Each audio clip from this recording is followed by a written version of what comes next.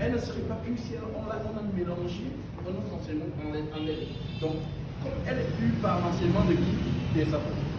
Alors, Paul dit donc, cependant, de même que le diable séduisit Ève dans le jardin, moi je crains que vos pensées ne se corrompent et de se détournent de la simplicité à l'égard de Christ. Donc la peur des apôtres, c'est quoi? C'est que quand nous on va mourir, est-ce que ces personnes vont garder l'enseignement? Donc c'est pourquoi il dit que je crains, donc comme le serpent séduisit Ève dans le jardin, je crains que vos pensées ne se corrompent. Donc, corrompre la pensée, ça veut dire que l'enseignement qu'ils vous ont donné, quelqu'un vient vous dire non, c'est pas ça. Pour le coup, vous allez entendre quand quelqu'un vient dire, l'écriture dit peut-être, je ne permets pas la femme d'enseigner. Mais la personne va te dire non, c'est clair pour elle qu'il y avait tout ça, c'est le savoir. Il ne faut même pas écouter ça. Toi, ta garantie, c'est ce qui est écrit. Voilà pourquoi l'écriture dit n'allez pas au-delà de ce qui est écrit. Comment savoir que je suis un homme de Dieu? Tu sauras que je suis un homme de Dieu quand tout ce que je te dis est fidèle à ce qui est écrit. Parce que la base, ce sont les apôtres qui l'ont fait. Éphésiens 2, 20. Vous avez été édifiés sur le fondement des apôtres et des prophètes, Jésus-Christ lui-même étant la pierre angulaire. Donc, moi, je n'ai pas le droit de venir prêcher autre chose que ce que les apôtres ont posé. Si je dis que j'ai le même esprit, que je dis la même chose qu'ils ont dit, je n'ajoute pas, je n'enlève pas. Donc, gardez dans l'écriture pure. Ça, on va vous expliquer ça aujourd'hui, quand on arrivera au lieu du baptême. Et vous allez voir comment depuis, le diable a vraiment semé le poison sur terre. Donc, tous les soi-disant hommes de Dieu que vous voyez sur la toile ou quoi que ce soit, ils sont le levain. Le levain, c'est le poison. Parce que l'écriture dit un peu de levain fait lever toute la pâte. Donc, pour nos sœurs qui font peut-être souvent les beignets ou les gâteaux, si vous mettez le levain un peu, ça va gonfler.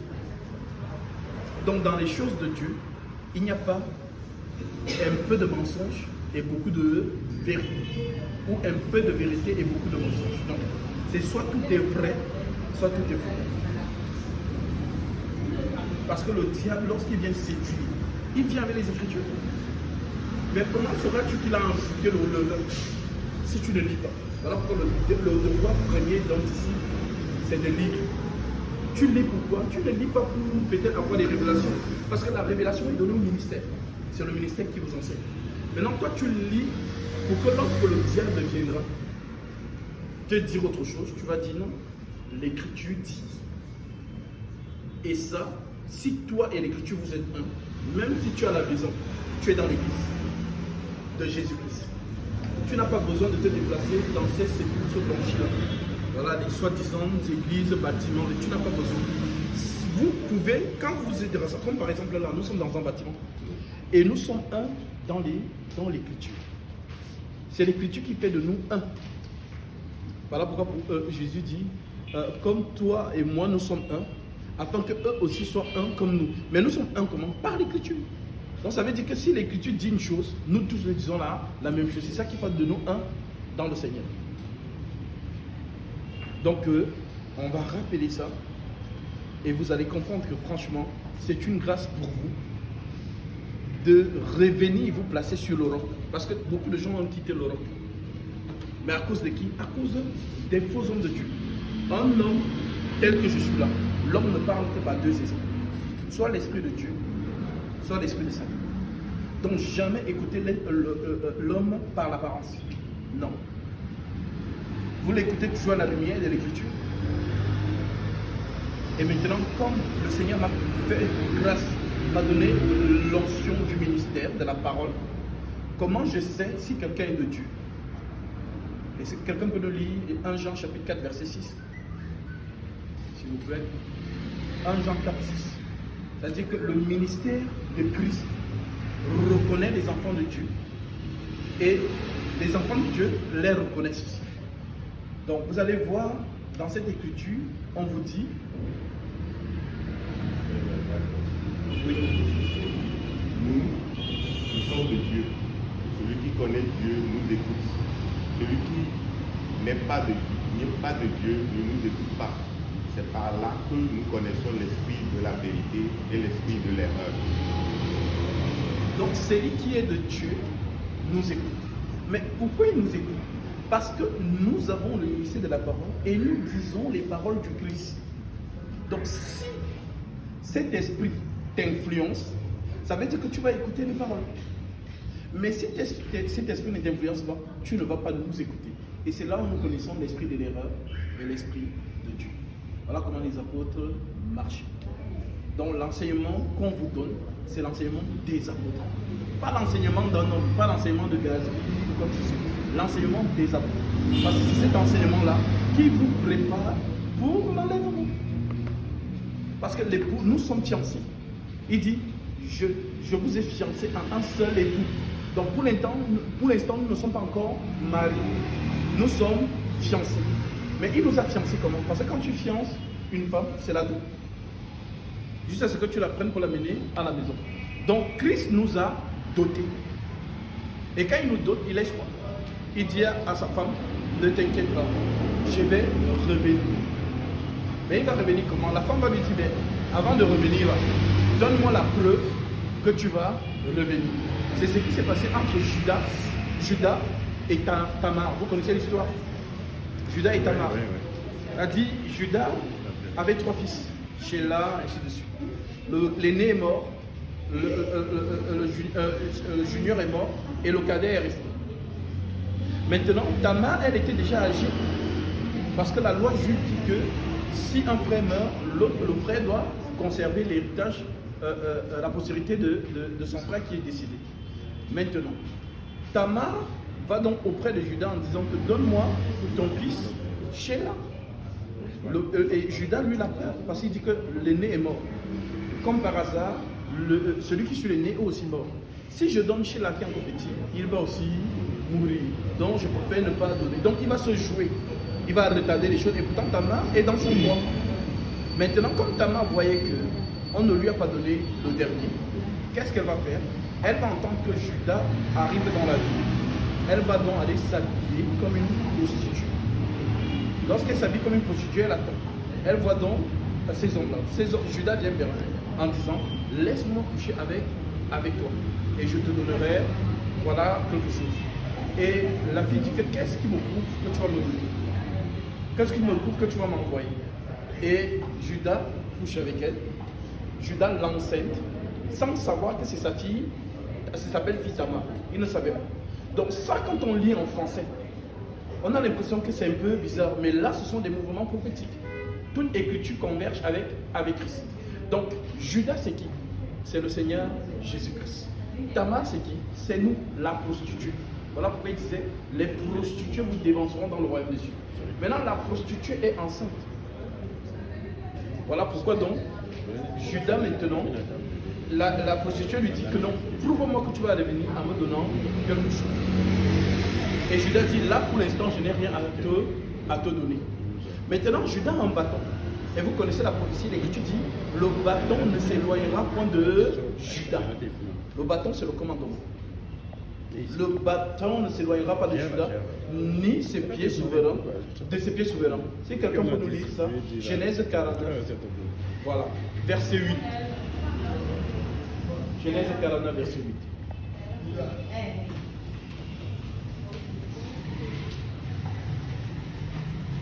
Genèse 49, verset 8. Ô toi, Judas, tes frères te rendront hommage. Ta main fera ployer la nuque de tes ennemis. Et les fils de ton père se prosterneront devant toi. Oui. Oui, Judas. Oui, Judas est un jeune lion, mon fils. Tu reviens de la chasse et tu t'accroupis. Et couché comme un lion, comme une lionne, qui te fera lever. Le sceptre ne s'écartera pas de Judas, et l'insigne du chef ne sera pas ôté d'entre ses pieds, jusqu'à la venue de celui auquel il appartient. Amen. Donc, le bâton souverain ne doit pas s'éloigner de Judas. Mais sauf qu'avec Tamar va exiger que Judas lui laisse quelque chose pour garantir qu'il va revenir payer. Alors il dit, je n'ai rien.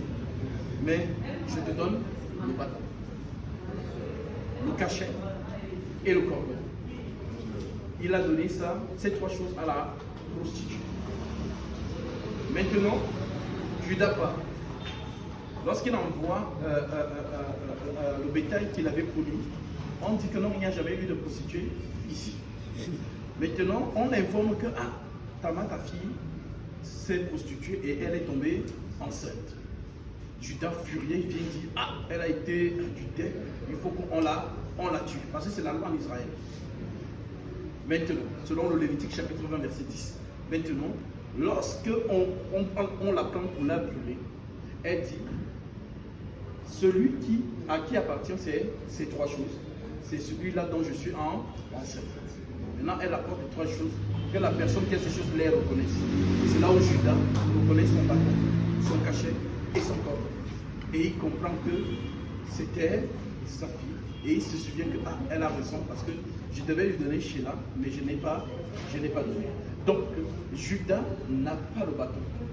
Nous avons le bâton. Voilà pourquoi Jésus nous a donc laissé le bâton, le Saint-Esprit. C'est ce qui nous laisse en nous garantissant que je vais revenir. Donc le Saint-Esprit est là comme gage de salut. Voilà pourquoi il nous a laissé l'Esprit Saint.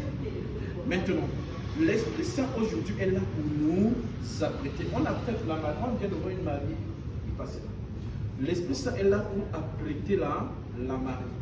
Pour que le jour que la tête va se présenter, on présente la mariée au Seigneur. Parce que je vais vous dire une chose.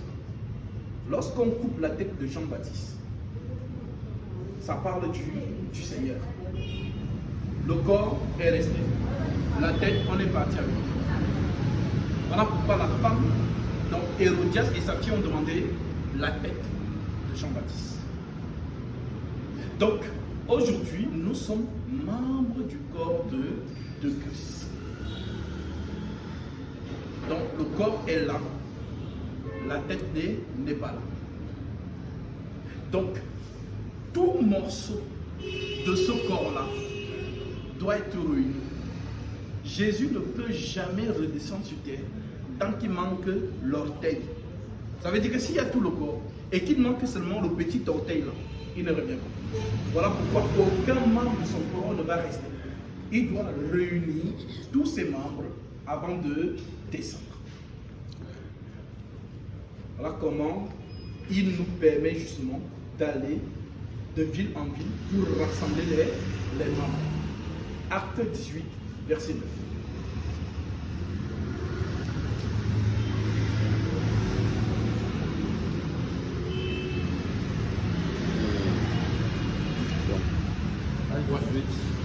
Oui. Une nuit, le Seigneur lui-même parla à Paul dans une vision. N'aie pas peur, lui dit-il. Parle et ne te tais pas. Je suis avec toi. Personne ne pourra s'attaquer à toi ou te faire du mal, car il y a dans cette ville un peuple nombreux qui m'appartient. Voilà. Il y a dans cette ville un peuple nombreux qui m'appartient. Il y a à Lomé un peuple nombreux qui appartient au Seigneur. Donc il va dans chaque ville et il réunit ses enfants. Peut-être à Lomé il y a 30 élus. Peut-être au Cameroun il y a 10. Aux États-Unis, 3. Donc, on va comme ça pour rassembler. Et la tête va descendre. Donc, c'est ce mystère qu'on va vous expliquer. Et ensuite, nous allons parler aussi du 666. Ces livres que les faux hommes de Dieu n'entrent pas dedans. Les livres brodés, ils n'entrent pas dedans parce qu'ils ont peur, ils n'ont pas la révélation. Donc, on va vous expliquer ça par la grâce de Dieu. Et puis, nous allons du côté du bâton.